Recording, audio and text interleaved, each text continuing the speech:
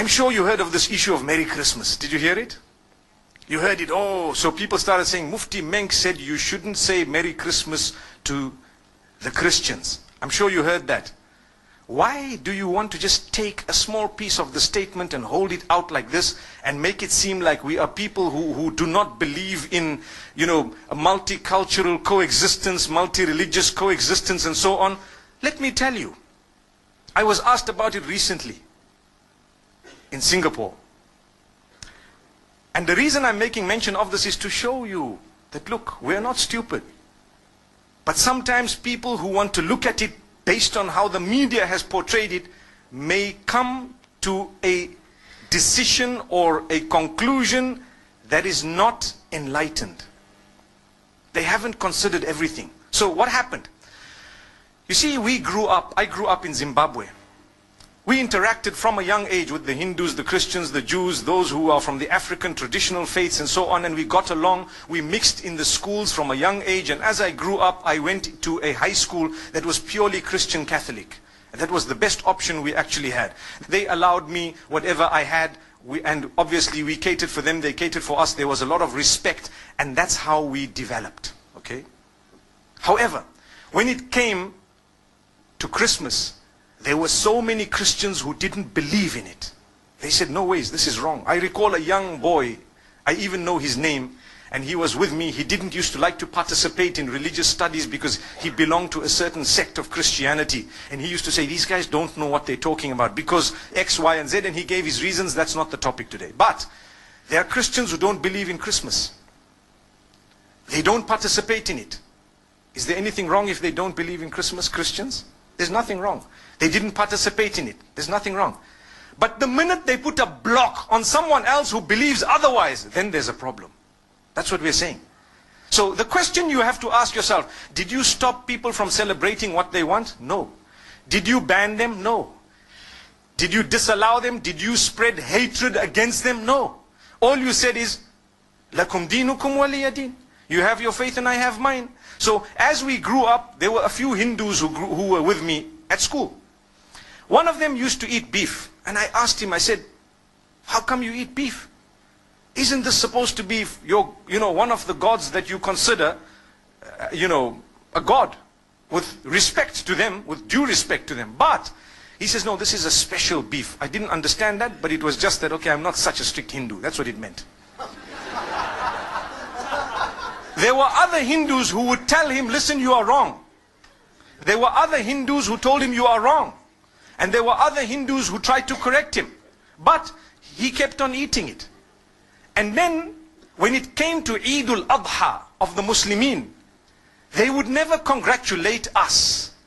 Why? Because we are sacrificing or slaughtering their God, so to speak. We never ever felt bad.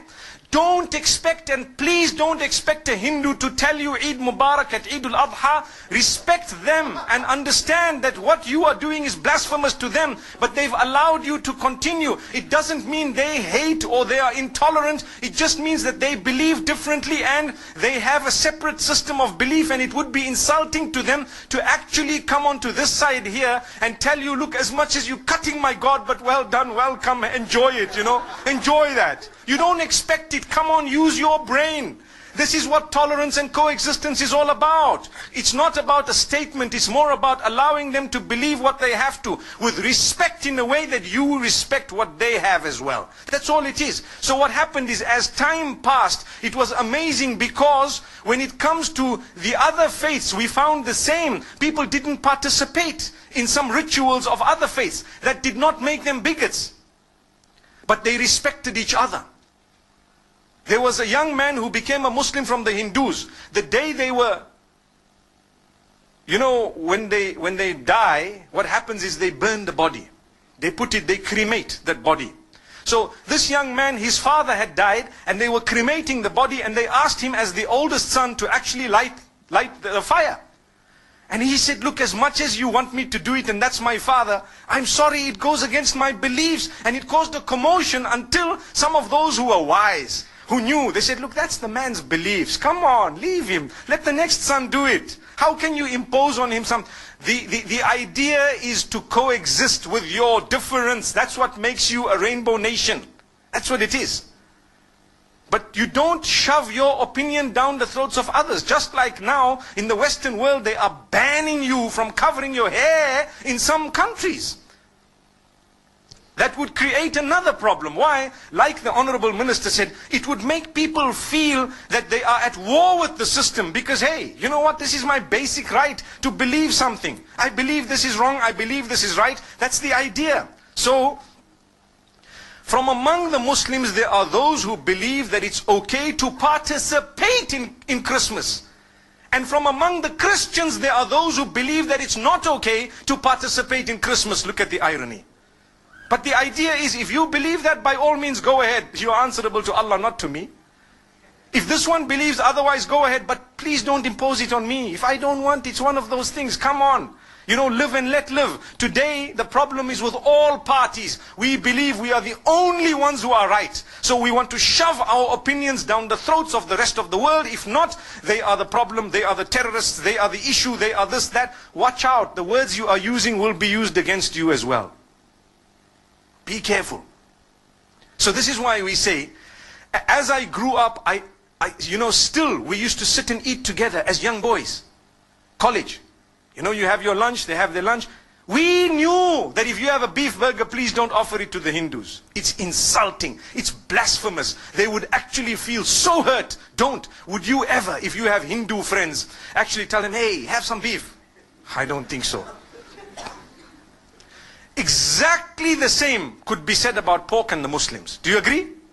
Imagine if your friend says, just is a pork burger, come on, bacon tastes nice, you know, come on, you know. How would you feel? They respect you, you get along with them, you build the nation, you contribute towards the building of the nation together. Do you know that?